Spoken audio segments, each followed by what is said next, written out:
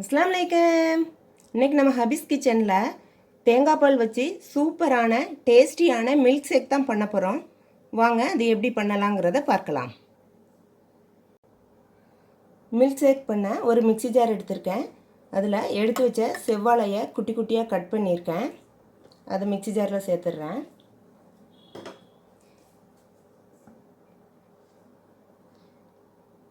ஒரு 10 பாதாமும் 10 முந்திரியும் ஊற போட்டிருந்தேன். தோலை நீக்கிட்டு ஊற வச்சுருக்கேன். அதையும் இதில் சேர்த்துட்றேன். மிக்ஸியில் அரைச்சிட்டு வந்துடலாம். மிக்ஸியில் அரைச்சிட்டு வந்துட்டேன். ஊற வச்சு அரைச்சதுனால நல்லா அரைஞ்சிருச்சு. இப்போ இதில் எடுத்து வச்ச தேங்காய் பாலை சேர்த்துக்கிறேன். தேங்காய் பால் ஒன்றும் திக்காக ஒன்றும் எடுக்கலை, நார்மலாக தான் எடுத்திருக்கேன். அதை இதில் சேர்த்தாச்சு. 3 ஸ்பூன் சீனியும் 2 ஏலக்காவை விதை எடுத்து வச்சுருக்கேன். அதையும் இதில் சேர்த்துட்றேன்.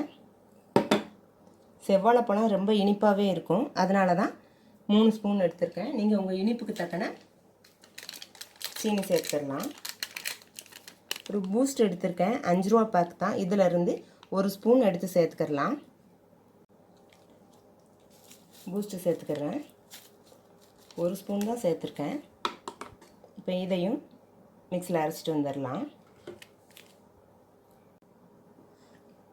மிக்ஸியில் அரைச்சிட்டு வந்துட்டேன். அரைச்சிட்டு வந்ததை ஒரு பவுலுக்கு மாற்றிக்கிறேன். இப்படி தான் திக்காக இருக்கும்.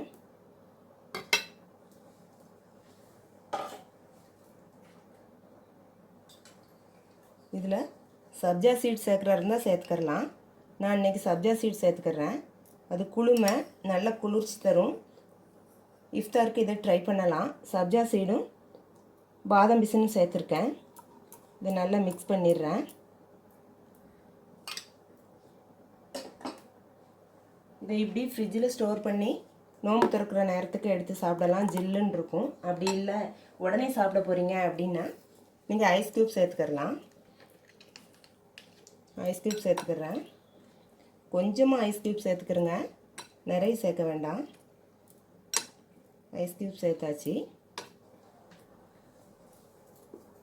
இப்போ நல்லா மிக்ஸ் பண்ணிவிட்டு 2 கப்புக்கு ட்ரான்ஸ்ஃபர் பண்ணிடுறேன்.